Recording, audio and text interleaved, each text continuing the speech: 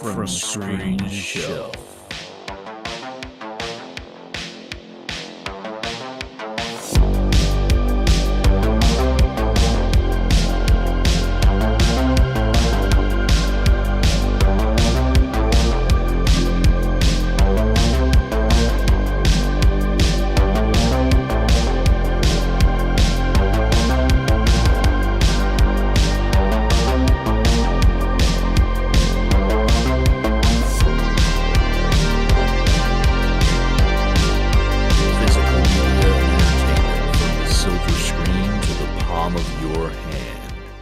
What is going on, everybody? Welcome back to another From Screen to Shelf podcast episode. This is episode 49, one more away from a monumental milestone. Stay tuned as well next week. We have a very special community episode being joined by three of our most valuable members in the community.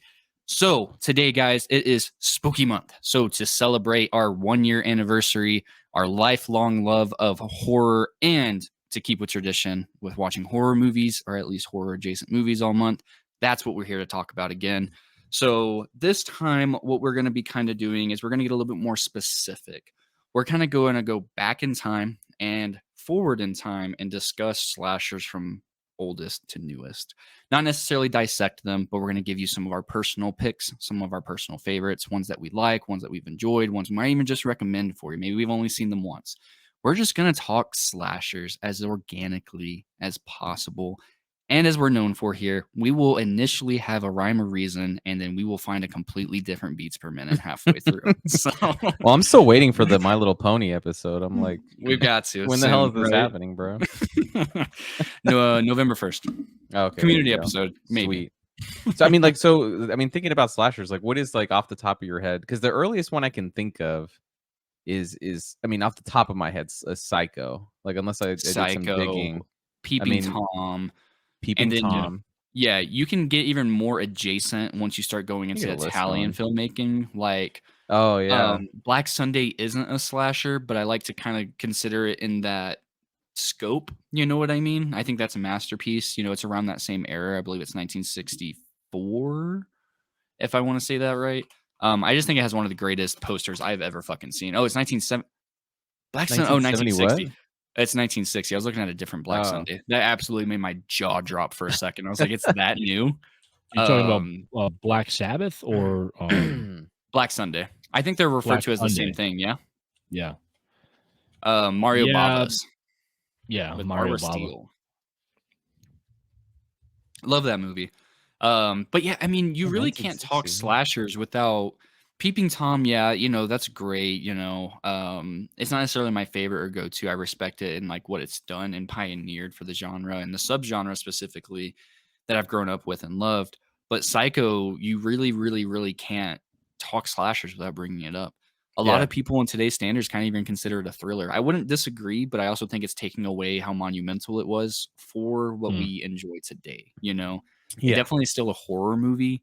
But the first 40, 45 minutes, maybe 30, it's been a couple years since I've seen it, are very, very, very, very slow. Like the epitome of slow burn where you got to get engaged in the dialogue, the drama, you know. Yeah. I mean, he's just setting up the board and like the pieces. Yeah. And, but honestly, I think that's what makes Psycho so good. And I know we're probably going to talk about the differences in slashers, like from obviously like the early 1960s to now. But I think that's what was so good about the early ones is that they were really good at setting the board up like Hitchcock, like where he just kind of, you know, he put threads through the narrative, right? And then that made the kills like all like that much better. Like obviously the shower scene and, you know, ultimately spoiler talk if you have not seen Psycho. Yeah. Crazy if you haven't. Yeah, I mean, when you get to the end and everything with the twist, I mean, I think he just sets up the movie so well. I actually like watching the first half of the movie just because you get those little kind of tidbit hints and clues and stuff, and you're like, oh, this is what's happening. So I think that's like the biggest difference, at least with earlier slashers, is that they're really good at setting up the narrative and a lot of the pieces, and then you get that bigger climax at the end, right? And I think like Psycho did a really good job doing that. Yeah, I agree. Psycho also took some risks with like killing off Janet Leigh, you know, pretty early in the film, which at the time, that was really unheard of, narratively in Hollywood, or at least in American filmmaking, to like kill off a supposed, leading actress or main character in that regard. She is like the That main early in the film. character, like the first half of the movie. That's who you're following. Pretty much, yeah. So, unheard of, or at least not very, not seen at the time, like barely. I mean, I can't really think of another movie at that time that really tried to do anything like that. I don't know if you guys can mention anything or if anything comes to mind, but just wanted to There point was that out. one I saw. I don't know if you guys remember this one. I saw it such a long time ago. I don't remember too much about it. It was Violent Midnight? Do you guys remember that one? Violent Violent Midnight. Midnight. Why does that Yeah, it was sound familiar? 1963. Hold on. Okay, a few years after, right? Yeah. Oh, interesting. It's Seems like like a type it of was kind of movie. like a B. No, I mean it's kind of like a B movie, like exploitation movie. Mhm. And it kind of explored like mental illness a little bit, kind of like a small town kind of thing. It was an interesting movie. I don't think Hmm. it did that well. I don't know too much about the history of it, but I think I saw a lot of Psycho in this movie too. If you guys haven't seen it, I think it's worth Psycho 2. watching. Yeah, Well, that Psycho looks too. interesting. Yeah. I'm gonna try to check that out. Yeah. Damn, I saw a horror movie that you guys haven't seen. Now, granted, Yeah, I it's don't wild. remember. I don't remember a shitload of it because it's been years since I've seen it. But I remember watching that in my film class when they were going through horror movies. They had mentioned Oh, no Violent way. Midnight. Yeah. Interesting. I don't remember too much of it, but it wasn't that bad. It's a pretty solid watch. I don't even know the Yeah. director, man, and that's usually pretty crazy for me, man. Hold on, let me look it up. Henry You Lewis. know, I it's looked it up. saying What is it's it? more of like a Richard Hiller. exploitation film too, which is interesting. Especially for that time period. What's it? Yeah. Oh yeah, Richard Hilliard. I don't even know who that is. 1963. But yeah, that's another solid watch. Cool. I'm trying to get into like, I mean, it's hard with slashers though, because like the 60s, I always think of, I mean, you have Psycho, and then it's Yep. kind of like you really don't start getting, I guess, like a bump until the 70s, unless you guys are thinking of movies that I can't think of. Because like Yeah. obviously, like as what you're far saying, as well, there's not that many, like they're kind of scattered throughout the 60s. Well, I think throughout the 60s, it's like, it wasn't really known as a thing yet. You had these movies that were kind of, I guess, similar in vein, so to speak.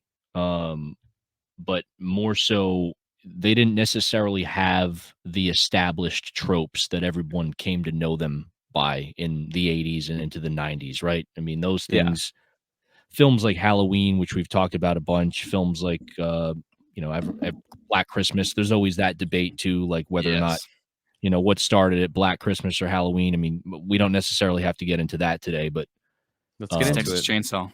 Neither of Texas those were right. Chainsaw. Yeah, that's true. I would Yeah, actually but I agree with mean, Chase on that one. there's a few from the 60s, but they're more so like, Chase mentioned Peeping Tom, you mentioned this movie Violent Midnight, which I'm Mhm. actually going to try to check. I guess there's a It looks good. DVD of it, by the way, that was released by Dark Sky Films, actually, the same company Nice. that put out Mm. Texas Chainsaw. So, but I'm thinking of movies. One of them I remember, Twisted Nerve is one of them. That sounds familiar too, Which actually. Was it in the 1960s? Yeah, that was later in the decade. I wanna say, like, the second half of the 68. decade, and that's more of, like, a British, I guess it's a British film, but it's more of, like, from what I remember, it's, like, more psychological, but again, Mm. it's got some similar it's like a similar setup to what we would see in a slasher movie, as far as the antagonist. The other ones I'm thinking of are really more so straight up exploitation films. Yeah. Not necessarily anything that a lot of people would probably have seen. I mean, Blood Feast is another one that comes to mind, but that's like a B Herschel movie. Gordon. He That was was in the hugely Herschel influential. Gordon Lewis. Yeah. What's up, Chase? It's definitely no, I was saying, dude, pop off about Blood Feast. He's one of my favorite Yeah. directors, man, and we got to give him I've that never tip seen of the that hat. before. Herschel Yeah. Gordon Lewis, man, really is one of the most influential directors in the genre that we love so much that doesn't really get that tip of the hat a lot. Like he really pushed low budget practical effects to its fullest. Yeah. Thank you for Oh, bringing this that was up, Will. I don't know. 63. Yeah. Yeah. Yeah, 1963. And that's the thing. It's like I don't even think people classify it as a slasher movie. I think it's more of like, I mean, everyone calls them splatter films. They're pretty much just, Mhm. it's like blood and guts, right? Doesn't necessarily have the structure, so to speak, of a slasher. But again, it's, it's there's a villain in the film, he's stalking people, usually women. And the whole thing with Blood Feast, the whole concept or the story behind it, or the plot for that matter, is he's a pretty much the psychopathic caterer who he like hunts and kills women so that he can like I guess he like gathers their body parts for his like meals, and he like offers them up as sacrifices Damn. uh to like an Egyptian Not bad for goddess or something. 1962 or 1963, yeah. 1963. So, Okay. and Chase, I don't know if you want to elaborate on that. And I haven't seen the movie in quite some time, but that's essentially what I remember about it. But again, like in terms of practical effects, you know, a movie that I don't think gets enough credit. It's like these are the kind of movies, like I don't know if they, mention these kind of films in film literature classes, or Mhm. film classes in general, just in terms of what they bring or what they brought to specific genres. But I mean, I think Herschel Gordon Lewis is somebody that should be talked about more, in those Agreed. circles. Not that he's not talked about in horror circles, and especially amongst like, people that are into exploitation cinema of that time. But just in Mm. general for, what his movies did with practical effects. So, Yeah. No, it's great because I mean, whenever I didn't even realize a lot of them came out in the '60s until you just brought it up, and I was like, "Damn, he's so right." Blood Feast yeah. was so iconic and really is so much so now. He's influenced a lot of the directors that we enjoy now. As far as I'm aware, I think Rob Zombie, love him or hate him, regardless, it's still an influence point. He's dropped his name Yeah. quite a few times, saying that he was a huge influence. Mm. If you went to the Grindhouse theaters in the late '60s and '70s, you saw a Herschel Yeah. Gordon Lewis movie 100% of the way. Just to Yeah. shout out a few, if we're the first people, I really hope not. I mean, again, it's always great to be able to introduce new things to people, but Yeah, I haven't heard of you Blood never Feast at all. Blood Mm. Feast isn't it's a good one. It's not necessarily his most it got remade. It's not his most iconic one. Yeah. I'd say the one after one is probably a little bit more well known, but still not his most well known. His 2000 Maniacs was probably his big thing that he did. Mm. That really got a lot of attention. But Blood Feast was definitely one too that put him on the map. But that was '63. That 2000 Maniacs was a year later. Then he really did it. I have this. I think it's 12 films. I think you might have the same one. Will there's a 12 film or Mm. 10 film collection of Herschel Gordon Lewis from Arrow that came out. The one with Yeah. him eating the cereal. You know what other Um, one I'm thinking of? Because you just got me thinking. He did another one. I don't know if it came before, it came after Blood Feast, but I don't know if it was before or after 2000 Maniacs, because I don't remember when that came out. It was probably in the 60s, but Color Me mhm, Blood Red, 65. I, I, I think is the other one. And I don't Yep. remember watching that one, but again, even, and it's interesting because a lot of these movies, like the art style and the marketing are very similar. Like the artwork, They are. the theatrical artwork, the posters, they all have a similar style and like similar Mhm. color palette to them. So it's kind of it's interesting. There's so many of them. It's like easy to get them mixed up. So, and that's what I Yeah, was trying to remember if they're they all had like a white title and to it. red. I'm like looking them up while you guys are talking about Yeah. them. They're all They're white very and red. Pretty easy girl in the to front. Yeah. Yeah, easy to identify. Herschel Mm, Gordon Lewis, he wouldn't break my top 5 list, but I'd say he's like one of my favorite directors on just a sheer scale. Because one of my mm, favorite B horror movies is Wizard of Gore that came out in 1970. To mhm. kind of sell you guys on this as a recommendation, I definitely Yeah. watch it. I know some of our listeners had listened to it because I've recommended it to them. But Wizard of Gore is like the best example of everything we're saying about him with like pushing all the practical effects, because like what it is you have this audience of people and you have this magician that kind of kills people under the illusion of an illusionist's act, you Mhm. know. Mm, So like he'll be doing all these like gruesome gory things, but they think he's actually killing them just for him to reappear fine. But it starts spiraling into something way weirder, and it's really just for the plot is really just to show you something gory for 10 minutes at a time, and it's just kind of cool. And again, it really pushes the boundary of the budget. It doesn't look amazing. You can definitely tell yeah. it's fake. But in a grindhouse theater back in the day where it was grainy, this and that, Mhm. probably yellow on the screen and stuff, it probably hit it pretty well. And that was their idea. That's kind of the downside of the HD era. You know, you Mhm. you might be seeing it in the most pristine version, but you might not be seeing Yeah. it in the way that they actually envisioned you getting the chance to see it. And they definitely probably Yeah. didn't depend on You it see being all the deserved. imperfections. Yeah. Yeah. But that one's really good. Shout out that Will. Thanks for letting me go on that tangent. Herschel Gordon Lewis, he's super influential from that time, and he doesn't get enough tip of the hat from a lot of people for that as well. Yeah. And And you know, you talked about Mario Bava. Oh, go ahead. no, go ahead, dude. I was just going to mention, I've mentioned this film before. I think I talked about it. Yeah. I forget what video it was. It was one of my best, I think it's one of my favorite Arrow releases. They just put out a 4K, which I shouted out in a previous, again, it was a previous video, but I One of got your to best shout out ofs. this movie. Yeah, it's one of my best ofs. And again, this is considered, I mean, it's a Giallo film, but I Still think, got to talk Chase, about you it. Yeah. kind of touched on that earlier. And again, it's another Mario Bava film, but Blood and Black Lace, I think, is something Yeah. that we should Great movie. probably mention. And again, I mean, it depends on how you kind of look at it, because people look at it and say, well, again, it's a Giallo film, but Giallo films are very reminiscent of slasher films. And I would say that any Giallo movie really that has those tropes in it, again, it's a gloved or a masked or an unknown killer stalking female prey. He's stalking women, who Mhm. are I believe in the film, the guy's got like he's clad in black, and it's pretty much just central. It focuses on these brutal murders of these their fashion models, essentially. So and it all centers around, I forget what they're trying to there's a motive behind why the killer is doing it. It has something to do with a diary or a journal that has a lot of like damning information in it. Mhm. Um and it all centers around this group of models. They all kind of work together in this like this fashion house or whatever the case is.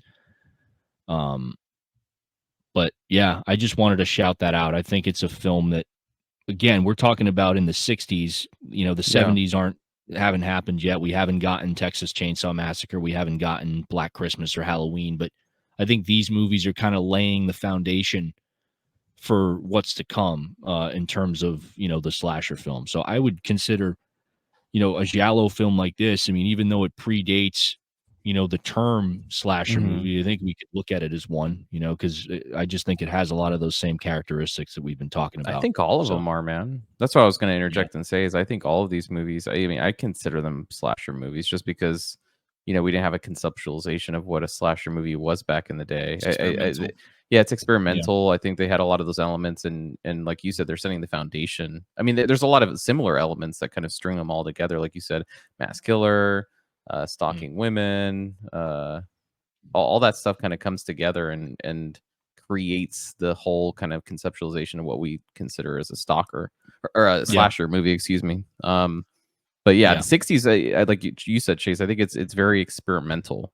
I don't think it's like till the 70s that we start getting kind of Mhm. like a more solidified sense of what a slasher is. I'm trying to think Mm. early 70s right now. I know Chase is already wanting to get to Texas Chainsaw. Yeah, he's He's like, seeming barely able to contain himself over there.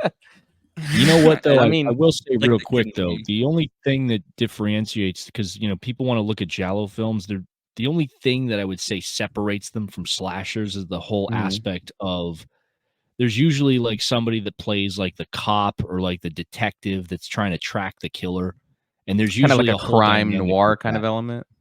Yeah, they're much more, they kinda take influence from, like, pulp noir, Mhm. So that's the only thing that I would say that kinda separates them from being, like, I guess we could say, like, like, if you look at a slasher movie, again, with the context of, like, the '80s, where it's like, okay, mass killer stalking teenagers Mhm. or, campers or whatever the case is, there's usually not anybody there. I mean, in some cases, you have, like, the police, but with the giallo films, there's always, like, 1 or 2 detectives that are on the case, and they're like a, Yeah. Yeah. reoccurring character. So, I mean, I guess we could look at, like, Dr. Loomis from Halloween as kind of an incarnation of one of those guys, right? Mhm. In terms of, a character in, like, an American film, but, yeah, I wanna just mention that. That's the one thing that's, like, consistent with giallo films that kinda separate them from slashers, so to speak, in that regard, but Yeah, Yeah, that makes sense. tip the hat into another thing as well. Whenever it comes to the separation between the two, they actually completely present themselves in one specific way, visually and auditorily, that I've realized as well. You get the same score for the most part, with slight variations used for for completely different reasons. As an example, Suspiria is not a giallo. I don't know why I can't think of one. But like you get the same goblin score for multiple different emotions, multiple different Yeah. tense like dramatizations, right? The other thing is also you typically don't have a full-bodied appearance by the person that's being presented as well. It's a lot Mhm. more of a whodunit, like you said, like a crime noir. Sometimes you're Yeah. only just seeing fingertips, you're just Mhm. seeing right up to here. So that's kind of why I admire it, because it's a lot more tense. The imagination's powerful, like for movies we're about to Mhm. get into. Yeah. But yeah, Giallo, if I'm saying that right. People say I say that wrong. How do you guys say it? I thought it was Giallo, I think people oh, call it Giallo? or say I said Giallo giallo. too, Oh, because it's Yeah, yeah, I don't really think Giallo, so I've always said yeah. Giallo, but I could be wrong. People tell me it's jolly, like a jolly good Oh, time, for and I'm just real? like, "That's terrible." I'm not jolly? saying that. I'm gonna continue to mispronounce it. I'm not saying jolly. Until I hear it. My buddy speaks some Italian, I might ask Jolly. him. Yeah, ask I him always and let Yeah. said us know. Giallo. If it's jolly, Yeah. then I'll stand corrected, but I'll only But take yeah, it from a true Italian. I agree with you though. I think it's like those movies lean into like the more like mystery elements, like you said. Like you don't really Yeah, see the individual, and like I'm already seeing like some frames of what you're talking about, where you see kind of a hand coming out and yeah, stabbing somebody, or you know what I mean. glove, Like it's yeah, yeah, and it reminds honestly, it kind of reminds me too of like 1940s like crime noirs and um yeah, but you know what? Slashers take a lot of those elements too, I feel like. I mean, especially like the yeah, more recent ones. I know we're about to jump into the 70s, but I think a lot of like recent slashers like and I know people are probably going to get into this with like whether it's Home Invasion, is that considered a slasher movie? Like I'm thinking of yeah, like Strangers, because I just saw the Strangers recently. That has a lot of kind of like coming out the Mhm. shadows. You just see like a glimpse of kind of like, a mask or a face. You don't see the whole thing. So I feel like a lot of those elements are still incorporated in slasher movies nowadays. yeah, I definitely would agree. I think, unless you got something to add about the '60s, I think it's a perfect time to segue into 70s, probably one man. of our favorites. At least it's one of Yeah. my favorites because Well, I'm there's trying a to think a little shitload of before movies. 74 because I know you're gonna hit Texas Chainsaw, but I'm No, trying I to was think. actually gonna Oh, go really? in a little bit before. Yeah, actually. Mhm. So, because the thing is it astounds me the amount of people that really don't know a lot about Black Christmas. Because I mean, there's a lot of them, right? You have, Mhm, like, different variations of Dr. Jekyll and Mr. Hyde. You have a movie called Frightmare. mhm, You have the Flesh and Blood show, and then even just a little bit earlier, like he was saying, um, there's the Blood and Black Lace. But Black Christmas is really, really what helped springboard it. It just doesn't get enough credit. Like Texas Chainsaw is phenomenal, and yes, it really, really brought it into pop culture. mhm, But Black Christmas really had a strong word of mouth and a solid box office performance. For I believe it premiered in Canada first, because I know it's a Canadian film for sure. I know that. But the word of mouth of it was really strong, and it had successful. I don't know if you'd call it syndication whenever it just runs in a grindhouse film for a while. mhm, I know that's what we would call like TV reruns now, but I don't know what that's necessarily called. But Black Christmas incorporates a lot of the elements, because Texas Chainsaw, yes, it's a slasher, but also it answers and poses the same question that you just asked as well, Gabe. Or like, would the strangers be considered? You've got the creep, you've got this. Yeah, they have a yeah, knife, they have some type of sharp weapon. They move slower. Black Christmas has a lot more of that because it's very eerie. Like even to this mhm, day, if you don't get bone chills when you hear the phone calls, like you're just stone cold, because those are some creepy ass calls that are made. Like it's coming from inside the house. Like that classic Mhm. line. It's great. So whenever it comes to Black Christmas, I believe it came out a month before and after. 73, 74. This is 1973. Um 1974, but I want to find out the Oh, exact date. I really? want to say it came out It was before October 11th in Texas Canada, Chainsaw, right? technically. Because the thing is Texas Chainsaw wasn't immediate. You know what I mean? All of these Yeah. things took a little bit of time. Not a Mhm, lot, but a little bit of time. So they both came out technically on the same exact day. Damn. Yeah. Holy shit. So it had the Austin, Texas premiere of October 1st, 1974. Texas Chainsaw came out October 11th. In Canada, Black Christmas released in October 11th, but didn't release in the US until December 20th, which I think was probably a smart move. Budget of $686,000. Its box office was $4 million worldwide. Pretty good success. Now the thing is like I always like to tell this part of the story. I think you guys remember our Allen interview.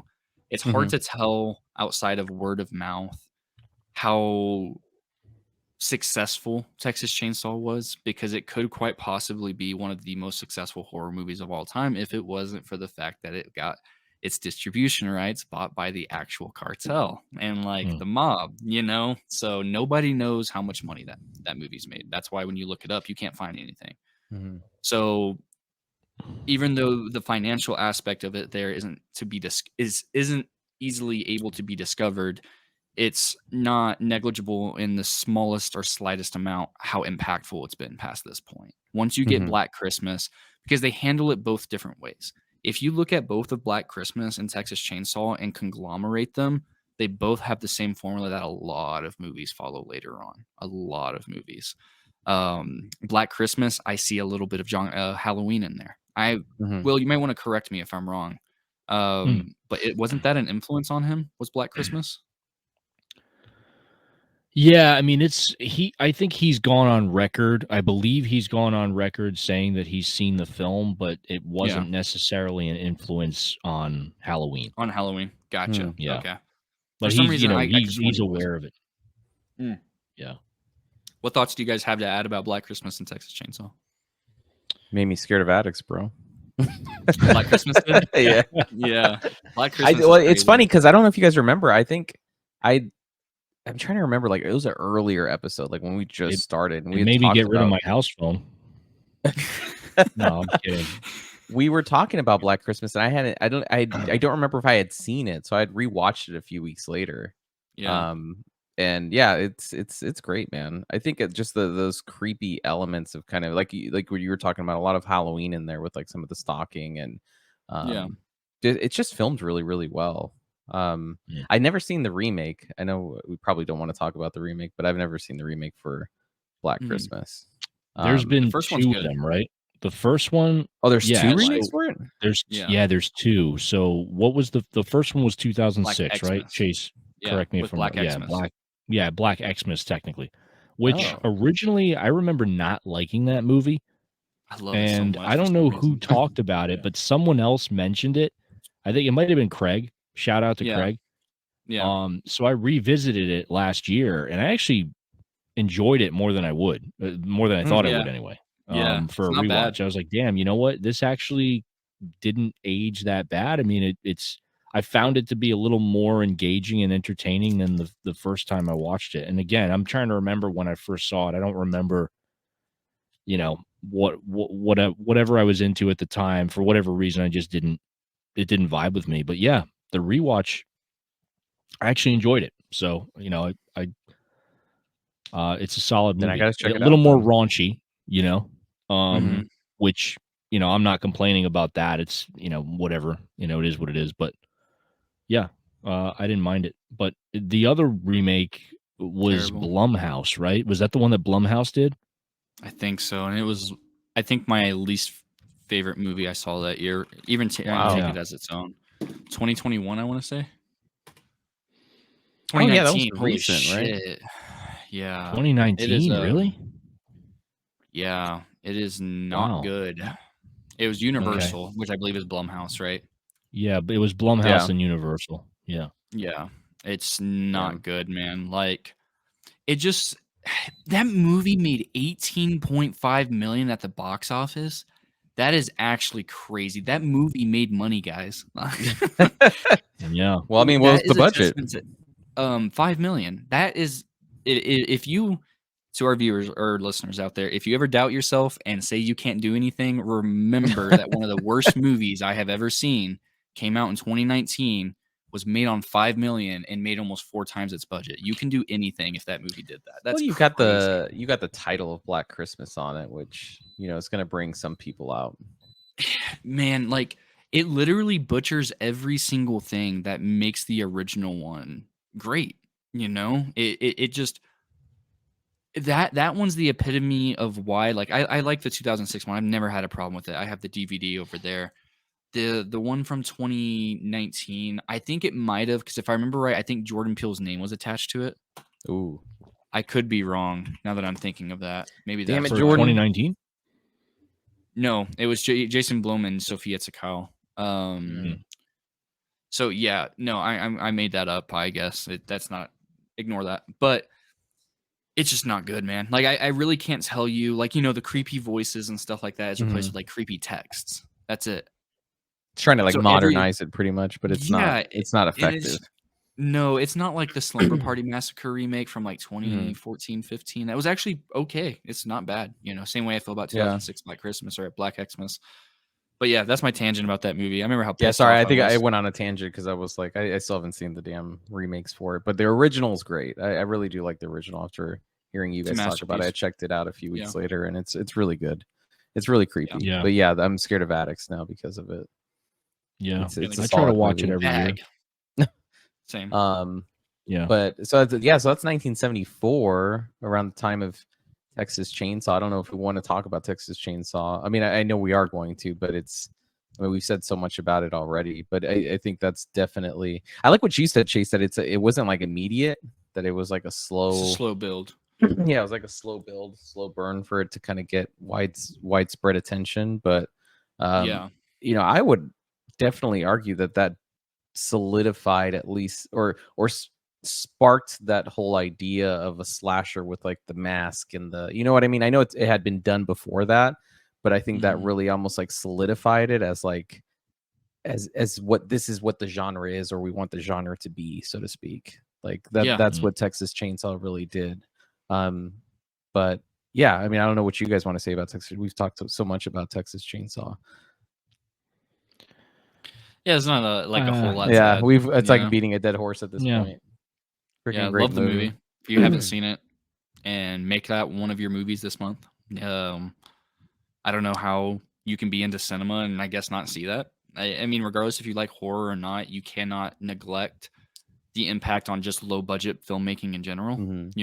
Like that became one of those anything is possible type of movies. If you have a dream and you have a vision, you will get it done, and you can get it done. Which in turn, it's just like you were saying, like I was talking about, it's a slow build, right? We didn't get the next springboard in our. There's going to be some smaller exploitation, like horror comedies, black comedies, this and that, like this dark humor, that we have sprinkled out throughout there. But it's not until 4 years later where we get our next huge jump from there, unless there's something you guys can really think of from 74 to 78. I'm horrible with dates. When is the one I was thinking? I don't remember the date. If you could check it, Chase, since if you're on Wikipedia, when is Stranger Calls? What year was that? Isn't that another movie that uses the same line? The calls coming from inside the house. I mean, I remember. I think Wes 1979. Craven, is it 79? Okay, yeah, because Wes Craven I think was influenced with that movie for Scream, just like with the babysitter in the opening scene and the phone call and all that stuff. Like it was a heavy influence for Scream, but that was another solid one that I really enjoyed. But I think by then, I mean, you said 79. Yep. Yeah, I mean, by then we're already in that territory where it's like we know kind of, or it's a solidified kind of genre at that point where we know what a slasher is and what it entails. But When a Stranger Calls was really good, man. I liked it. I never saw I think there was a remake for that one too. 2006, yeah. 2006. I never seen it. Did you see it? No, I actually never have. Oh, okay. But yeah, When a Stranger Calls is pretty solid. I actually don't have that one on Blu-ray or 4K. I don't even know if it has a 4K or not. I don't think it does at all. But yeah, it's a solid movie, man. I mean, it really just kind of, I think it takes what's been done the past like decade and a half before it and just utilizes it really well. But before it, I mean, that's late. That's 79. So I don't want to get to like the end of the decade. Yeah, literally this whole list I have, and I'm just reading through it as you're talking and stuff, and yeah, it really, really brings it up. Dude, I th- I'm thinking about like deep cuts. I don't know if you guys want me to mention some deep cuts, but yeah, it's like do it. That's what I'm pre trying to find. 1975. Yeah. Yeah, I've got a few. That's what I'm trying to cook over here. Yeah, go for it. Okay, one of them, Gabe. I don't think you've seen this. Chase, you may have seen it. Crazy Fat Ethel. Yeah, yeah, I've heard Criminally of that Insane. movie. Crazy Criminally Fat Insane I've is heard what of it's Ethel. that referred movie. as. They I have played Criminally no it down Insane. here Yeah, downtown last year. My buddy was telling me, let's go see it. yeah. And I'm like, what the hell is Crazy Fat Ethel? It's dude. It's pretty okay. It's Yeah, it's okay. Yeah. it's Okay. not great, but it's like 63 minutes. Will, right? Yeah. It's worth your It's time to short. check it out. Yeah. Yeah. I want to mention another Bava movie. I don't know, like I'm on like the Mario Bava bandwagon today for some reason, but well, this movie is interesting because this is early 70s. I want to say 71 or 70 Mhm. even. Mm-hmm. And he actually got criticized for putting this movie out. He was like critics like went after this movie because it was so much more violent. The murders were so much more gruesome. There was so much more blood. And Bava came under fire for this movie. And in fact, I'm going to hype it up a little more to you guys. So I don't know if you guys have ever seen the film The Whip in the Body. No. The Whip in the Body. So the whip in the Body. It's a Mario Bava film. I believe it might have been like 64. I might have that date wrong. 63 looks like. 63. Well, Yeah. Christopher Lee stars in that movie, and you guys know Christopher Lee, like Our legendary boy. actor, Yeah. you know, Hammer from horror. the Hammer horror films and whatnot. Count Dooku.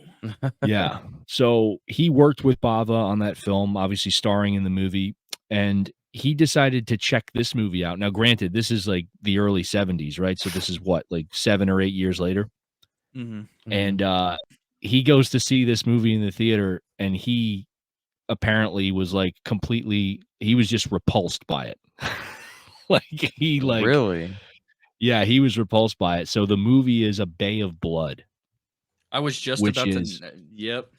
yeah, dude. And I like I Great shout forgot out. about this movie for the longest time crazy. because, and you know, I've been on like a kick with like a Blood and Black Lace since they put the 4K out, and you know, we've talking about some of his other movies like Black Sunday, but A Bay of Blood is like it's pretty much, I don't want to say it's like Blood and Black Lace, but it pretty much has like twice the amount of murders and they're like twice as gruesome.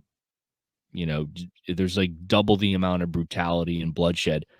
I mean, this was probably like, as far as Mario Bava is concerned, I would say this is like his first, I guess we could say, like legitimate slasher film in regards to it's the first movie that had that kind of exploitation quality to it. Whereas Blood and Black Lace, even though Blood and Black Lace has some like incredible kill scenes in it, it's a little more, I don't want to use the word sophisticated, but it's a little more reserved, right? And that was the Yeah. case with a lot of his earlier films. They were more restrained. Let's put it that way. I think that's a better word for it.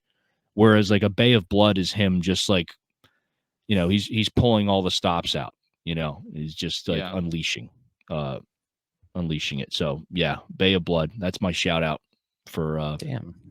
early Haven't seen that movie 70s before. slasher movies. Actually, you know, guys, so I pulled up my letterboxd and I just filtered by the decade.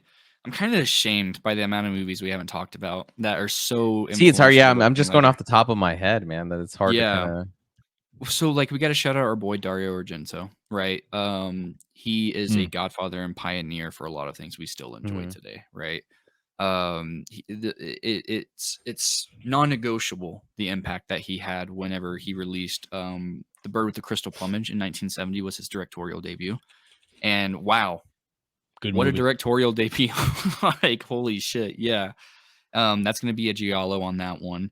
You're also going to have that Cat of Nine Tails that came out a couple years later. We're still pre 1974 here. You're at 1971. That's a year later. He dropped two damn near masterpieces right there.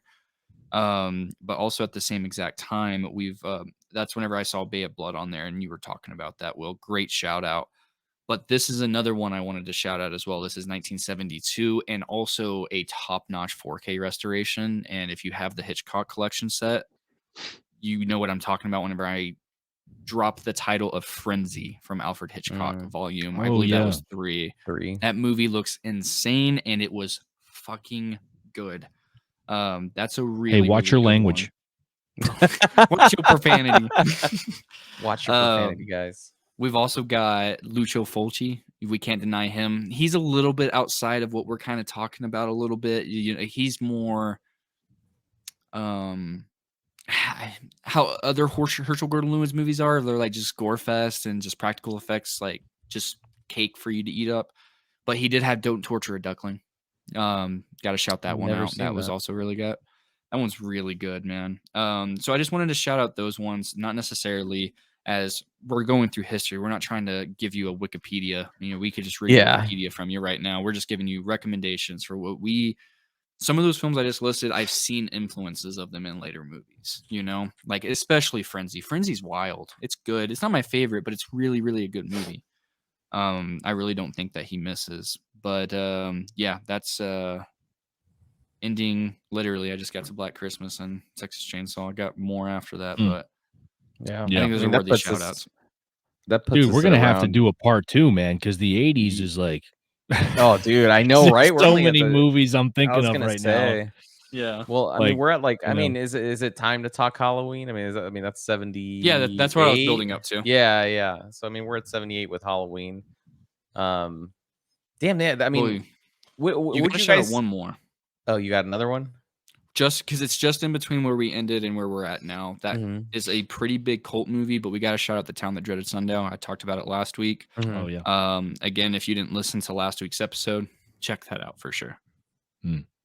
Yeah, awesome movie. Yeah. Both of them. Yeah, both the Oh, original both and the remake remake are and- actually, yeah. remake's pretty solid. Mm-hmm. Gabe, you've seen that, right, No, I haven't. bro? Yeah, you guys talked about it last. I think I mentioned it last podcast episode. I hadn't seen it. You had a whole 7 days. No, I'm just kidding, man. So, Dude, I'm it's literally trying what- to load this October with a whole bunch of movies I haven't seen before. Dude, you probably got like the next 10 years of your Octobers like set. Oh Just yeah, from Will and I I'm right sure. now. I'm sure.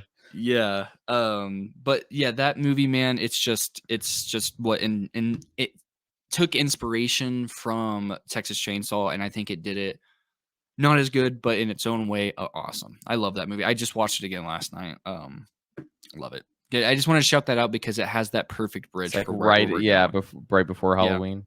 Right. And I don't know if Will wants to talk about Halloween. I mean, Halloween's interesting though because it's like, I mean, I just said that Texas Chainsaw was definitely like it solidified kind of like the slasher genre, but at the same time, like Chase said, there was that slow build where I think it really didn't start catching steam till like, I mean, it started developing a cult following over time, obviously, but it didn't start catching steam till like later years, like later 70s, like late 70s. Yeah. So like I don't know. I mean, I guess it's like debatable which one really kind of solidified the slasher film because I mean, when you think of slasher, everyone thinks Halloween. Like that's the first thing that they're thinking of in terms of a slasher. Yeah. I mean, I'm thinking about Halloween, but I'm thinking of Marilyn Burns' performance her performance in Texas Chainsaw. I mean, just a fantastic performance. I mean, Chase, I know you'll agree. It's like we've talked about it before. Because I'm thinking in terms of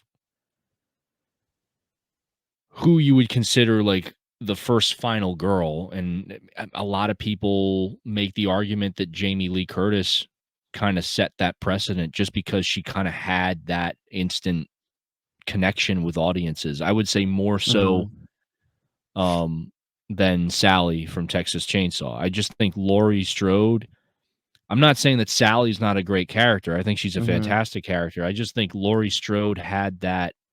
She had just much more of a mainstream, or I guess we could say an appeal that just kind of, I think she just it's easier to relate to her, you know? Yeah, I mean, she had the kind of like charm to her, and she was, she's in high school, she's younger, Yeah. she's like you said, she just had that wide range appeal. But I think the film also lends itself to her having that appeal too, right? Where it's like you're fun. I mean, she's being stalked the whole movie, so like you get this sense of vulnerability with her. Whereas like Texas Chainsaw, that film lends itself to just kind of like this. It's just kind of this brutality, you know what I mean? It's like that's what that movie is, and I think it's kind of hard to give a leading girl that appeal when it's just like a movie that's like that brutal. Yeah, I mean, Yeah. Sally's character definitely endures. I mean, she survives, but she Mhm. also endures the most of that, torture, so to speak. Like, Oh, being yeah. held hostage by the family and the whole dinner table scene with, and then they're trying to hit her on the head with the hammer with grandpa. Mhm. Um, but if we think about how that movie starts off, I mean, they're kind of a group of people that kind of stumble upon that. Yeah. They have the misfortune of kind of entering that world, by chance. Whereas with Lori, even though with Lori it's still by chance, at least in the context of the first film, her encounter with Michael Myers is completely random, but he still chooses her. He chooses her Mhm. and her friends. And so I think with Halloween, it's a little easier to relate to her because for the majority of the film, she's being stalked. Whereas with Yeah. Texas Chainsaw, at least for a little while, you don't really single out anyone in particular to relate to because they're kind of there as a group when they Yeah. first discover everything, experience everything, and then one by one they're kind of picked off. Whereas with Halloween, even though Michael claims victims, prior to the final confrontation with Lori, I think it's just easier to kind of relate to her, strife, in that film. And Yeah. I think the character development with Lori is a little more. I think it's done a little better than with Sally. And again, I don't want to More compare the personal. two films because you really can't. But Yeah, the with nature of them are Lori, just like, completely different. yeah, but like you said, like Lori just has that charm. There's like an Mhm. innocence there that a lot of people gravitate towards, and there's also like a bit of quirkiness, and then her interactions with the kids. I just think it's much more endearing to people, and I mean her arc in that movie, like there's an example of her in the scene when Michael's in the house and she's upstairs in the hallway and she's telling Lindsay and Tommy, like, hey, I need you guys to do this for me, run Yeah. across the street, go get help. That's like her taking charge of that situation and like trying to protect the Mhm. kids. It's like she goes from being vulnerable and scared and like defenseless to like, okay, I'm gonna take charge of this situation and do what I can to like protect these kids. So that's like a quality of her character that like, okay, it's like she's becoming somebody, in that situation, And where that's she's vulnerable. So I think I that's just think that's a honestly little more become relatable, you know? yeah, I think that's honestly become the element if you think about like all the other final girls after these two. I mean, I think Yeah. that is probably like the main quality of a final girl, right? It's like, the vulnerability and slowly transitioning to kind of being like a badass in a way, right? Like you said, kind of taking Mhm. charge and kind of, fighting back. And I think you Yeah. don't get that in Texas Chainsaw, but I think it's not it's just because of the nature of that movie. You know what I mean? I think the Yeah. nature of that movie is just so brutal and just so intense that it's like it doesn't lend itself to that. But like you said, I think with Jamie Lee Curtis, you really get that first kind of character arc of like vulnerability to taking charge, and now you get Neve Campbell and all these other final girls that you see in later slashers that kind of follow Yeah. a similar formula. And with Nev Campbell, like with her character Sydney, like she Hmm. kind of resembles Laurie Strode in a way, like, and this is where like the Laurie Strode character, and that's what I mean with Laurie Strode's character setting up the precedent for Final Girls, because I mentioned that she kind of has that innocence, whereas her friends are Hmm. more of like the promiscuous type. They're talking about boys and like, wanting to get it on with like their Partying and all boyfriends, and that. that's their sole motivation is just to, Hmm. do the things that, teenagers and college kids do. And, when you're young like that, it's that sense of that rebellious nature that in most slasher films, like the people that are rebellious, the people that are, you know, having sex and doing all this and drinking and partying, those are the people that get killed, like Yeah. those are the people, those are the targets. The final girl is usually the one that refrains from that, and it's this weird thing where like a lot of these final girls, there's like this whole, I don't know what you want to call it, but it's like, they're like pure, they're Hmm. representing innocence, and they're the ones that make it to the end of the movie and they have that final confrontation with the villain where, they obviously get out alive, whereas everyone else doesn't you know, they suffer a much more unfortunate fate. But yeah, I think that's kind of where that all starts is with Laurie. So I'd argue that Halloween really kind of kicks off a lot of those trends, you know, and then we're going to get into the 80s, but, you know, movies like Friday the 13th, they kind of Mhm. take that and kind of run with it, you know, but like, I think it was Halloween that culturally kind of set up, you know, Yeah, it set that precedent for babysitters getting sure. stalked and all that. Yeah. Yeah. Mhm. No, that makes sense. Actually, you talking about that, I think maybe I would say Texas Chainsaw maybe sets the framework for what we see in terms of like a mass killer, but I think maybe Halloween Yeah. definitely sets like the foundation of like the final girl with Lori. Mm. You know, when you kind of And reflect and think about it. yeah. And, you know, you can even probably make the argument. I mean, I wouldn't, but, you know, thinking about it, like with Texas Chainsaw too, and let me know if you guys agree with this or not, but like with Texas Chainsaw, as much as Leatherface is the most iconic character in the movie out of the family, like I always look at it as like they're the Sawyer family. Like they're a Yeah. unit. You know, it's Yeah, not Yeah. necessarily one. Yeah. They There's all not coming just for one of you. them. yeah, Yeah. They're all out to get you, you know, and they're all kind of covering for each other. And even though, you know, what I love about Texas Chainsaw though, if we can go back to that briefly, is that at least within that unit, there's still turmoil, there's still disagreement, which I think really adds to that film. Um, you know, it's like the older brother, he's yelling at the other one, and then Leatherface is like shying away in fear, you know, because he's getting yeah, yelled at for like being, you know, not doing things correctly or you know, fucking up. I love that. But yeah, when I look at Texas Chainsaw, I think that's also what kind of separates it from movies like Halloween, Friday the 13th, A Nightmare on Elm Street, where those movies, I think they had much more appeal when they were released because again, you can not only can you relate to like the final girls in those films or the surviving characters, but you can also associate with one singular antagonist or one singular villain. yeah, Whereas with Texas Chainsaw, like at least when I watch it, like yeah, Leatherface is cool, like he's obviously iconic, but I always kind of look at it as, you know, they're a family. You know, it's not just yeah. one That's guy a or good one point, person. dude. It's That's a so good point. Honestly, I mean, everything that you said has definitely kind of led me to gravitate the yeah, I mean, Halloween is definitely kind of the springboard of mm, kind of the traditional, what we'd say, slasher genre, which is such a difficult thing to kind of dissect and talk about because later on there's so many different variations of how it's done, especially yeah. like with the 80s. Like as we get into the 80s with Friday, and then you start getting these slashers with like humor in them and Mhm. seriousness with more drama. Like it just varies so much, especially in the 80s. But I don't know if we want to talk. I mean, Yeah. what's the first one that you guys can talk about with the 80s that come to mind? The Mm. very first thing that comes to mind whenever I think the 80s, like actual 1980s, is, I mean, our The boys no, the next not follow up. actual 1980s though. What do you mean? You talking about the fake 1980s? I know. I was just trying to make a the, joke the there. fake What were you The ones. saying? actual 1980s. Like I not was the thinking actual. Yeah. the Fog and then Friday the 13th. Oh That was a shit. banger year, man. You know, I Yeah, don't know the if I necessarily fog. call the Fog, you know, a slasher. I think Hmm. it fits into the category of something else because while you guys were talking and I was listening, I came across some that you could kind of call more creature slashers, right? Mm. Mm. Um, like I had it all the way over here.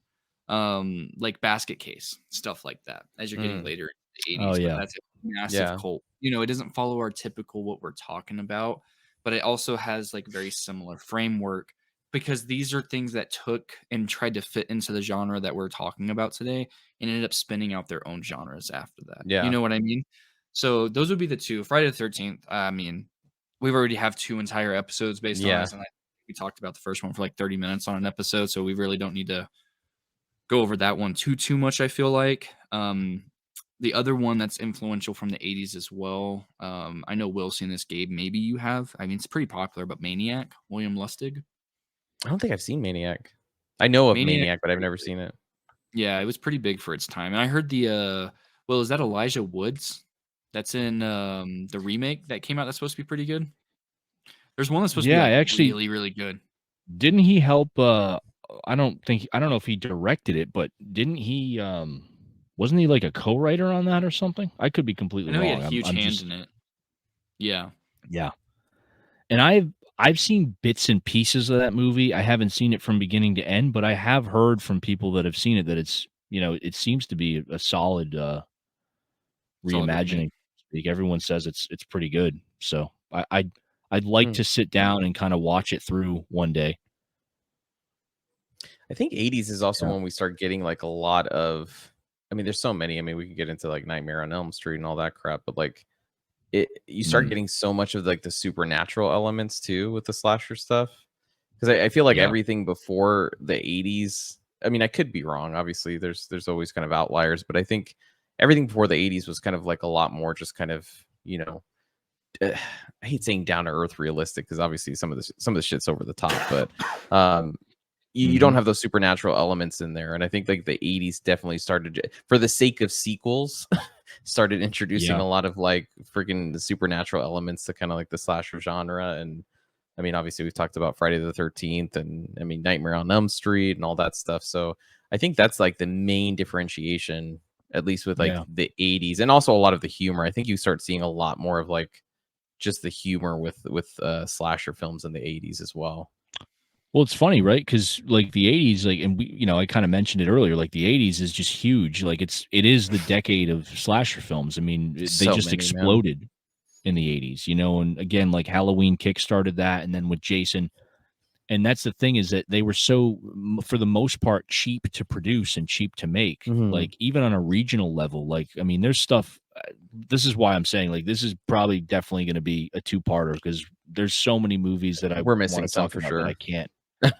Yeah, I mean, we're kind of going through like the general, what we can call this like slasher history light, Just diet, the diet version. Diet, yeah, the zero carb Diet Slumber zero Party sugar. Massacre too. I think we had mentioned Slumber Party Massacre. Yeah, Slumber Party One of my Massacre, favorite but B-horror. But then you also get Killer Clowns. Yeah, Oh, Killer fuck, Clowns would be considered one. Dude, there's so many. I mean, I'm just looking at my shelf, like as far as like a regional slasher, Fatal Games, Yeah, from Vinegar Syndrome. Fatal I mean, Games. these I don't are think I've seen all Fatal Games. so many of these, so many. There's so many. Madman is another one that's really good. If you guys haven't seen Vinegar that one, Syndrome. Chase, I think you have. But Child's yeah, Play, Mother's Day. Yeah. Child's Play, Mother's Day. Dude, there's so much. We're gonna. We're gonna need 3 I need episodes more. over I just need the like 80s. 4 more hours, okay, to I'm really thinking, get it. dude, it's Just on the grab tip his of my camera. tongue. Show the April whole Fool's Day. shelf. Yeah, April but Fool's no, Day. with Gabe, what I think Yeah. to piggyback off of what Gabe said, where you started to see these other elements kind of enter the genre, and that's because I think it just exploded so quickly. It gets to the point where it's like, okay, well, how do we be different? And you even saw the main franchises do that. We already talked about what happened with Friday the 13th and how some of those movies tried to veer off in different directions. And, that's why it just exploded so quickly and it just got so big that like suddenly it's like, okay, well, now we got to be different from everyone else, because now everyone's making slasher films. So it's like, how do we make ours? What gimmick do we have that's different from everyone else? So lightning. That's when you Bring start you to back see to the life. genre kind of, mutate into all these different things, Yeah. Then that also becomes a curse, because, I mean, we could definitely do a part 2, but like to even just get us up to at least the year 2000s, it's like there's so much that was coming out, even if you remove the label of slasher, which is our only focus. So if we're not talking about your favorite movie, it's probably not even that we just don't consider it a slasher. It's probably because it's not a slasher, or we just forgot about it, right? Literally, we could probably go on and have a hour and a half long episode just literally naming names of iconic movies from the time. There's so many. But that's the problem. And what ended up becoming its own downfall was because there were so many up until like I'd say right around 89 to 91 was right whenever you started getting that. Okay, I'm feeling the fatigue. Yeah, I'm feeling that fatigue right now. Yeah. Run its course. And what came to save the day, guys? Scream. There you go. There you go. Scream 98. Well, which one? Oh, yeah, Scream. Wait, I'm trying to think. Dude, I got my 94. timelines all friggin'. Was it No, 94? it was 96. It had to be 96. Yeah, it was 96. Oh, was it? Yeah, 96. When was I mean, this movie didn't save the genre by any means. When was I Know What You Did Last Summer? Was that like the year after Scream? I was like 97. 97. Yeah, well, the 98. thing is you're not wrong. As much as like I know a lot of people that feel like how you do, Gabe. I know you like it, and I I literally hate think it's one of saying the I worst like it because slashers. it's definitely it's a guilty pleasure. It's like it's just a Yeah. fucking it's an atrocious movie. It's like fucking awful. Like I it's didn't like like it until I objectively watched bad. that fucking 4K transfer, baby. That shit, Yeah, that shit's pretty clean. Like it's a I have really the good it was second one. crisp. Did you guys Yeah. get to the second transfer? Yeah, because After it we all was got the No. no, like I 10 haven't seen it bucks. yet, but it was like like $10 It's or still $5. That's why that movie's really bad. I $5. don't even know Yeah, why I that's a bought it, steal. to be honest with you. I just bought it just because I had the first one. That's a FOMO for real. But yeah, I mean, Scream. I think the reason it came back to kind of save everything, it's just because of that meta element. Because you had so much like horror movies, and it even kind of takes that element into it, where it's like, there's so many different horror movies. Like, hey, let's make the killer obsessed with horror movies, and let's spit out horror movie trivia and all this crap. And it's just so self-aware that's why that movie Yeah. works. If it didn't have those elements, I think that movie could have really just been lost in the shuffle. But I agree. because it was just so iconic with its self-awareness and like how unique it is with how it approached everything, and Wes Craven, Yeah. like I think he did a fantastic job with that. I think that's why it kind of came back to save the genre. And then you get this small resurgence of like movies like I Know What You Did Last Summer, where it's like, oh, it's okay to do slashers again. we're in the safe zone again, and it's like, Yep. Well, it was okay to do slashers on the big screen because, like, by 95, I mean, Scream literally did revive it because mhm. by 95, most of the slasher movies that were getting made by that point were going direct to video Correct. because Or there shot just on was video. not. There was like, yeah, there like the audience was just not there. Like, and I They're would done. argue, like Chase, you mentioned like late 80s.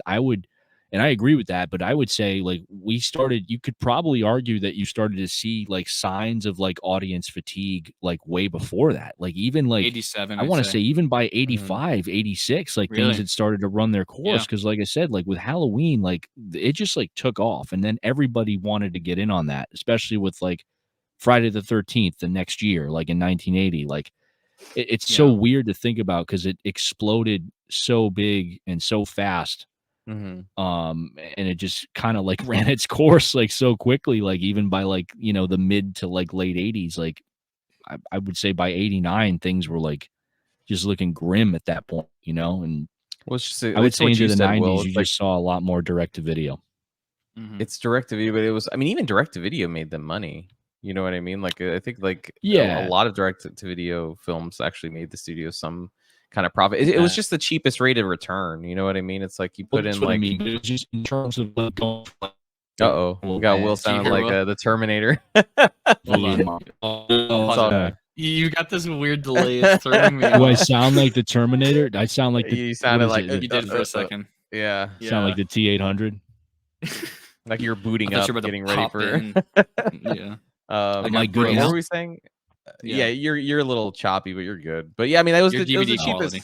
Your DVD quality, yeah, it was the cheapest Yeah. rate of return, man, in terms of like an investment. Like, I mean, honestly, if you think about it, you put, I don't know, like $500,000, $1 million into a horror movie, and if you get double that, you're solid for the most part.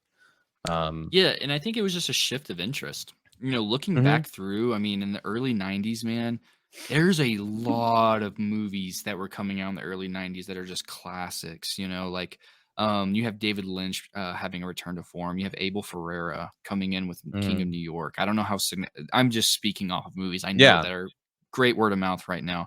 And this is all in the first year. There's tons of good horror movies I'm seeing in here, but you're seeing like the rise of trauma. But again, to your Mhm. point, Gabe, made on $100,000 direct to video.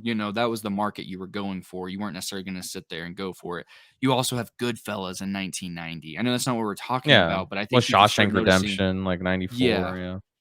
but also like there's two things I wanted to bring out as well because there's a movie that we also kind of forgot. This is the one I was talking about when it came to creature slashers, but I also wanted to give a nod, go back about 30 minutes to 1979 Salem's Lot. We just dropped a review for the new one. Mhm. That's kind of a creature slasher, Will, whenever you think about it, that follows every single trope in a TV format. But then you also had Mm. It, which was one of the most iconic movies of the 90s Mhm. whenever it came to the horror. And 192 minutes, it was direct to TV. So I think it just more or less became like the type of outlet that you got. So you had a lot of people that were trying to make things within the confines of these outlets, whether it be unrated releases on direct to video or you Yeah. have it that's got to be PG, but also blow your mind because it's going straight to TV and it's got to be advertisement friendly. So like Right. I'm just scrolling and scrolling. You know, you've got so many. You got Misery came out at that time. That's definitely not a slasher. What year You was also have that? the Misery? Remind me. 1990. There's so All right, many. that was Damn. already the 1990 90s. is a golden year, man. Like I know Hmm. 84's talked about a lot, but you've also got Silence of the Lamb in 91. You Oh know, man. which Yeah. like I consider much more of like a psychological thriller because it Mhm. doesn't even fit what we're talking about. But again, you're seeing a shift in the way that people want to consume that genre, right? Because Yeah. Halloween was a very specific kind. And so I think you just started seeing all these different ones. It's kind of like music, right? You have rock, then you have all these branches of like metal, grunge, indie, you know what I mean? You Yeah, started man. seeing that huge tree and root happen It's around this the time. it's the shift that, and we've talked about it before, like I mean the shift with horror recently with like with A24 and the Mhm. Babadook and all that stuff, like where it's just now it's, I mean, they, what is it labeled as, like elevated horror, kind of the witch, all that stuff, Yeah. where it's like, I mean, yeah, Elevated I mean, horror. still horror, I mean, but it's within that subgenre where it's like there's been a shift in terms of the way people have consumed horror over the past like decade. Hmm. Yeah. And No, 2000s I agree. sucked for sure. Early 2000s sucked. Like there was And just I so can many verify. freaking remakes. Like it was just Yeah. full of shitty remakes, and yeah, What are you it guys wasn't talking about? That was a scary. golden age, bro. Yeah, like, you know, I've notoriously talked a lot Bad of shit remakes. about it. You also had like Michael Soavi with Cemetery Man around the 90s. Hmm. Yeah. There's a lot of gold. I think the 90s is a slept on. Drop my phone. Is a slept on era around that time. But the thing is like I just spent like the last 30 days rewatching, and right before I hopped on here, I actually am finally watching the Hills Have Eyes remake. It was nowhere for me to find every time I was trying to Uh, watch it last month. What was Honestly, I that? can Like say I'm enjoying 2006, right? Was 6. that the one Yeah. you're yeah. thinking of? Yeah. Yeah, but, like, you once you start getting into the 2000s, see, okay, I'm different. I actually think remakes, as much as people hate them, I don't think they're necessarily a good thing because then you oversaturate the market, which Hmm. is exactly what ended up happening around this time. I like remakes because there are some movies that I watch from, like, the 70s or 80s, and they're like, "This would be so well done with just a little bit more money with the right person," you Sure. know? Hmm. The problem is you don't really get that just a little bit more money. You Mm-mm. get the same amount of money You need after the rate of return, inflation. bro. Yeah, Yeah. you need You that get rate of like return.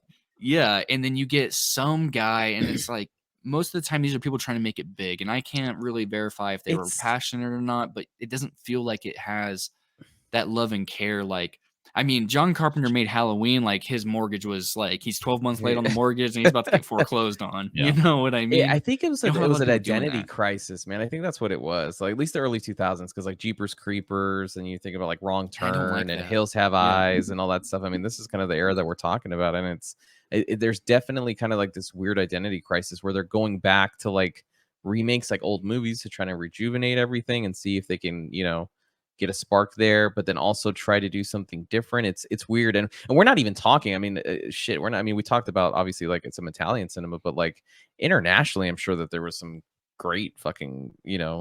films like in Japan and South Korea and Yeah. shit like that going Well, Oh on yeah. at the Ring. time. But the Ring, yeah, the Ring's a great one. I I mean, know that's it's not not a slasher, slasher. Yeah, but but I mean, yeah. there was a lot of different, I think there could have been a lot of different, slasher movies that I don't even know of made in Japan and South Korea at the time that weren't just, popping off. But yeah, the early 2000s was weird, man. I think it was really like a loss of identity in terms of at least the United States, like horror film genre at the time was just kind of lost.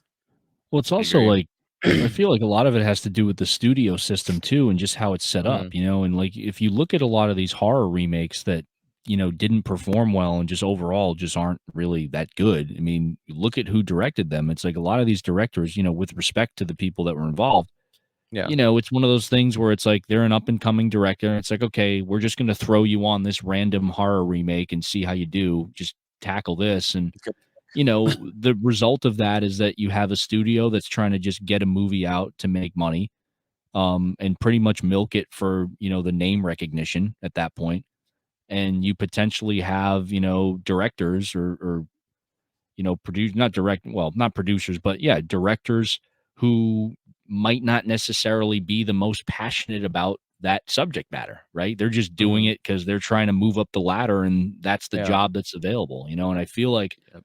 does that happen today? Yeah, it happens in every genre, but I think horror, at least during that time period, suffered from that more than any other genre, where it's just like, you know what, we're going to remake this now. Who's available? Okay, this guy's done like one other movie. Let's throw him on it and see how he does. And I feel like that's kind of what it was back then. You just had directors that were in charge of, these remakes where it's like The Fog, like with what's his name, Rob Lowe or whatever.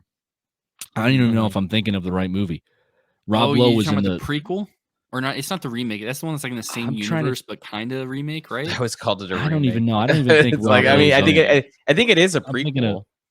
Yeah. The thing, it's not a remake. I had never seen it, man. I'm talking out of my ass right now. So you. Oh no, I'm talking about the Fog remake from like 2005. Yeah, I'm talking about because wasn't there a thing one in like 2008 or 9? Oh, the thing. Oh, you're talking about the thing. That was like yeah, 2010 or 2011. Yeah, that's the one with Mary Elizabeth Winstead. I forgot about that movie. Yeah, it's a totally prequel, and it got a video game. I played the game, but I never saw the movie. I didn't even know they had a game. Yeah, the game was okay. We got Terminator Will booting back up again. Yeah, give him a second. John Connor. He's doing the Arnold. John. Yeah. It's fitting. What does it sound okay, or does it sound like shit? Yeah, now you're good. You're good now. Okay. But yeah, man, I would say like early. I mean, like I know we're kind of like starting to kind of get to the late I mean, I had mentioned The Strangers earlier. I think that was like 2008 or something like that. Yeah, I know that really didn't get a lot of like.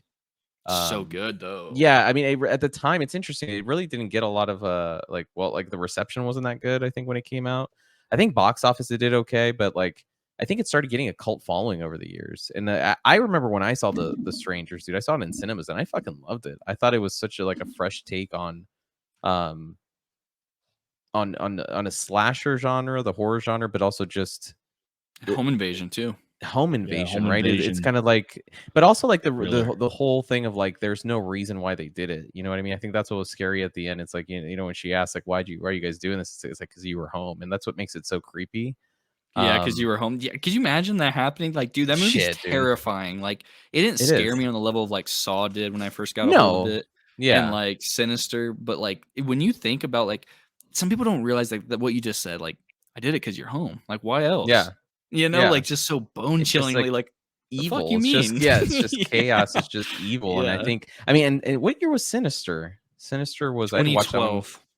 Yeah, so I think honestly, like late 2000s, like there were some like some sleeper hits that kind of came out because I really enjoyed Sinister when that was released as well, because I think 5-star. It was just so creepy with the 8mm film. Like it was just you hadn't seen something like that in a while. You know what I mean? Like it was kind of like and it's so interesting because it's like you're not there actively, like kind of like Halloween where you're like stalking the people. It's like you're just watching him do it. It's already happened, but you're still like, fuck, like this is like this is horrifying. And it's like the labels on the films, like Sinister was great too, but I think that like late 2000s, mid 2010s is like when I think we started getting kind of resurgence in horror in general. I know we're talking about slashers, but I think go ahead, Will. I was just gonna say to piggyback off of that to what you were saying, because that's what you were saying. Like 2010 onward is kind of when horror started becoming it was.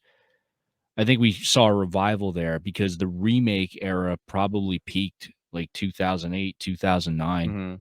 And I think from that point on, we started to see things shift towards stuff that was a little more original. Because I'm trying to think like I'm trying to think of horror in general, and I know we're trying to keep it on slashers, but I know, my bad, I keep generalizing it. No, and that's fine because again, it also like these movies tie in with the popularity of the genre as a whole. So I think it's important to have that context there as well, just so we kind of know like how these things came to be. I just think it's important to keep that context because I think it's important, especially 2010 onwards, right? So that's the reason why I mentioned that. But when was Sinister? Because that was later. 2012. Yeah, that was already 2012. So again, like the remake era had already kind of come and gone by that point. So I think that's when we started to see a little more original. I guess we could say originality, so to speak, in a lot of these movies. Yeah. I'm looking I'm at. trying to think of like slashers though. Like going back to the slashers, I'm trying to think of some that were like in the mid like 2010s. I don't think there were a lot of like. You're Next, 2011, I Oh think. yeah. Yes. Your Next and came Green out. Room. Yep. Oh, Would you categorize Green Room as one? what year was Green Room? I mean, you could. 'Cause I think Yeah, I'm I just wouldn't thinking. know what else to categorize it as if it's not. You know, I mean, Yeah, a because it's thriller. such a. Yeah, You know, yeah, I'd call it a thriller. Yeah, you could call it that. I mean, I think Your Next is definitely more like representative, I guess. So good. But yeah, and we Shout did out that movie. we did a review Yeah. for that 4K by Second Sight. So anybody that's So watching good. this on YouTube, feel free to check that out. That's on the channel. What year was that? You yeah. said 2010? 2011, was I think, was Your 11. Next. Oh, okay. I want to say. Have you seen that? Yeah. Oh, okay. What'd you think of it? I Will and liked did it, a dude. review. It's Did good. it make you laugh? I liked it. No. I thought it was hilarious. I thought it was Really? hilarious, You man. laugh? What is he? Yeah. What? What? Yeah, no, your Did it Next, the make one you laugh? with the female, right? It's so over the top.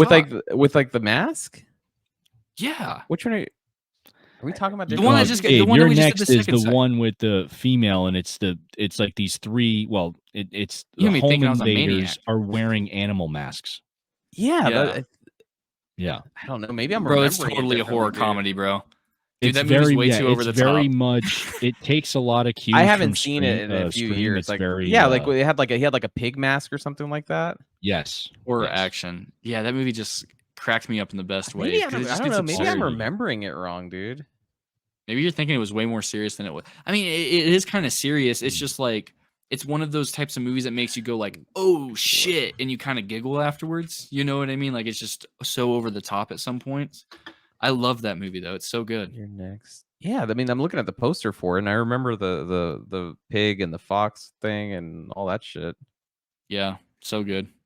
I don't. Yeah, dude. I remember when you were talking about it like being funny. I'm like, I just don't remember that. Well, I'm I not don't know. saying like it's one. I'm not talking about it like it's Spaceballs, but it's just like it definitely gave me some good giggles and like whenever you exhale through your nose really hard whenever something's funny, but you don't quite actually chuckle or let out something verbal. I'm gonna rewatch definitely it. did I'm that gonna put to on my me. October.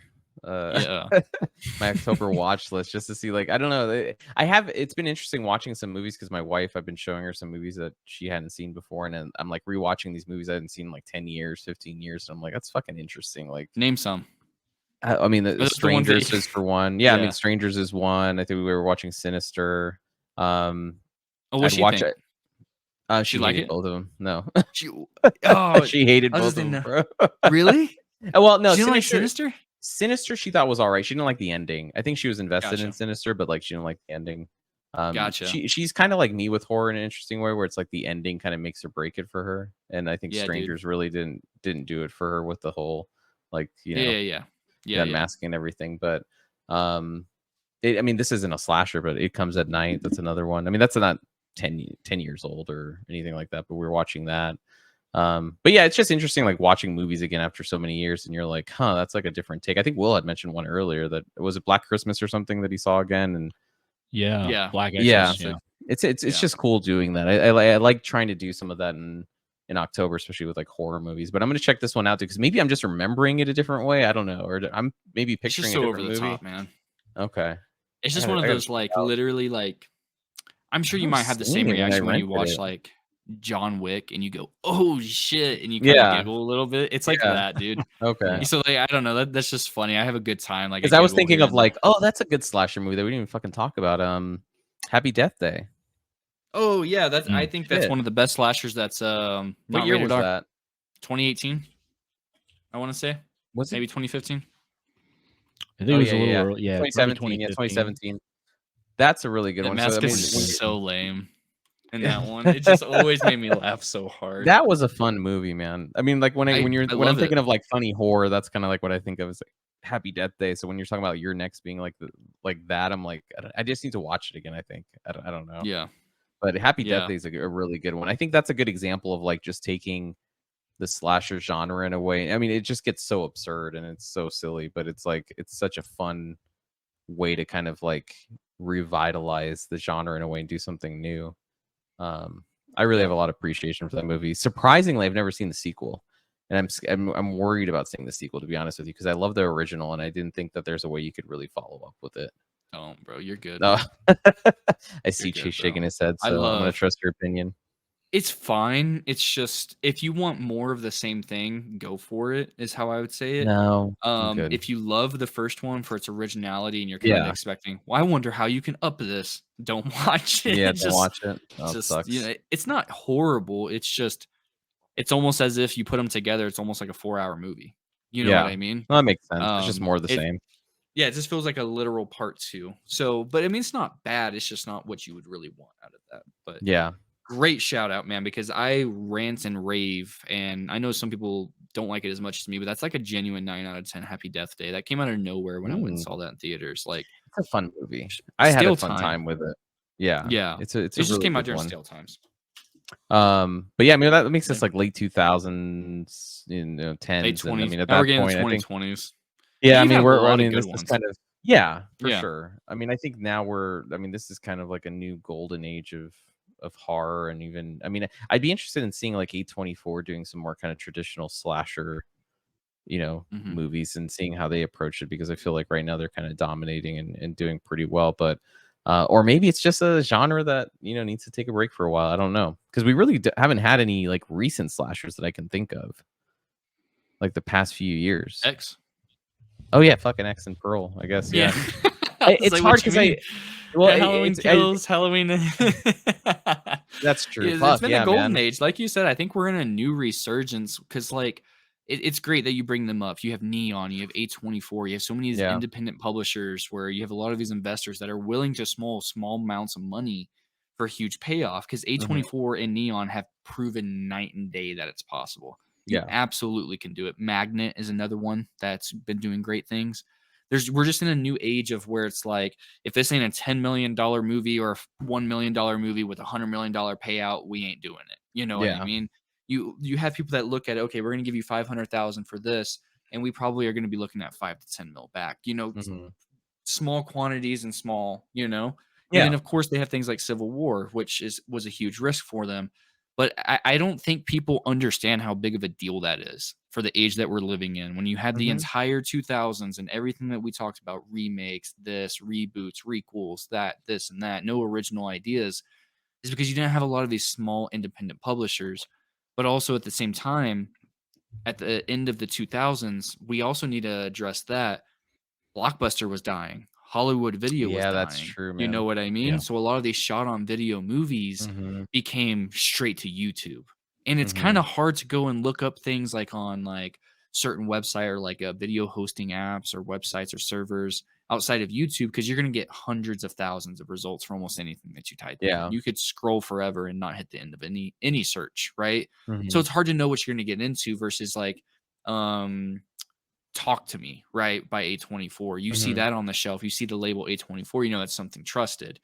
Whenever you went back in the day and you saw something shot on video, you just rent it because it's maybe $1.99 for 3 days, and you could have 3 days of good fun with it and watch it a few Yeah. times, right? And then turn it back in, go get the next thing, and get it Yeah. ingrained in your head. We live in a world now where everything's got to be so fast. I'm gonna go watch Strange Darlings yesterday, and then now I'm gonna go watch The Substance. You know what I mean? Yeah. And It's I'm gonna go on to the the way new we thing. consume everything is just so different, where, like, I mean, back in the Yeah. day, I mean, it was more an investment when you rented a movie, right? Where it was Yep. like, I like you said, "I'm renting this, I'm gonna watch it." Whereas now it's like, if you don't like something, you're like, "Fuck it, I'll just click on another movie." And Yeah, there isn't facts. an investment anymore, because I feel like when you did, at least for me, when I rented a movie and I popped it in, I'm like, "I've rented this shit. I'm gonna, even if it sucks, I'm gonna sit through and watch it because I paid Yeah, for it, and exactly. I'm here." And you know what I mean? That's just how I approached it. But nowadays it's kind of like it's very tempting just to kind of hit next on your controller and just go to the Mhm. next movie. So we are consuming things a lot faster, and I'm sure that's played a role into it too. But yeah, man, I wouldn't mind seeing A24 do, and Neon and some of these other studios do some kind of classic slashers, but obviously take a different approach with them. It's hard to do though with how many there have been. Yeah. No, I agree. I think that's a great Mm. conversation. Of course, we could always do another Yeah. part where we elaborate a lot more. But I think that covered a lot of. We threw in some really solid recommendations, some small time. Maybe you never heard of them. Of course, if you have, that's amazing. But hopefully, there's some that we listed that you could check out in some future episodes. But Will, Gabe, any closing thoughts on 1960s to the 2020s? You guys give me a Slashers? good list of fucking movies I got to catch up on. You got it. Very excited. Oh, speaking of, let me plug this real quick. Strange Darlings is available for video on demand now. And yes, Gabe, I'm only saying this to publicly remind you guys. That's one of the best movies I've seen this year. So Well, please go watch I it. wanted And I to want to let say though everybody know you can rent it. the Blu-ray, yeah, the Blu-ray's coming out, but I 4K. think the UK is doing a 4K release, right? Yeah, well, you can get it off Atomic right now. It's like $35. Comes out December 2nd. For the 4K? Yep. And a Okay, nice cool. little full slip collector's edition too. Oh, sweet. Hell yeah. Yeah, I'll watch I it, love man. that movie. I know it's one of your top was ones so of the good. year. I still haven't seen The Substance, so I'll I've been Will, so did you see it? excited to talk. Will's like No, looking away. He's like, he let's would not fucking he talk would have about this called shit me. again. I'm like, bro, you've told me to watch it so many fucking times. I'm just calling you to say I got out of the theater. Yeah. I'm gonna No, I would watch have. it Yeah. like the next Yeah. week or two, maybe, I think. Because I know I'm gonna Just go see some whenever, movies. man. Yeah, I'll watch it, dude. Just But whenever. yeah, I mean, we appreciate you guys for listening. We'll maybe we'll see, maybe do another follow-up. Who knows? I mean, I know there's tons of Mhm. movies we didn't talk about, but as always, we appreciate you guys for listening. Comment down below. Let us know your favorite slashers and what you think about the whole kind of transition of the slasher genre. Like, subscribe, and we will catch you guys on the next one. Later, everybody.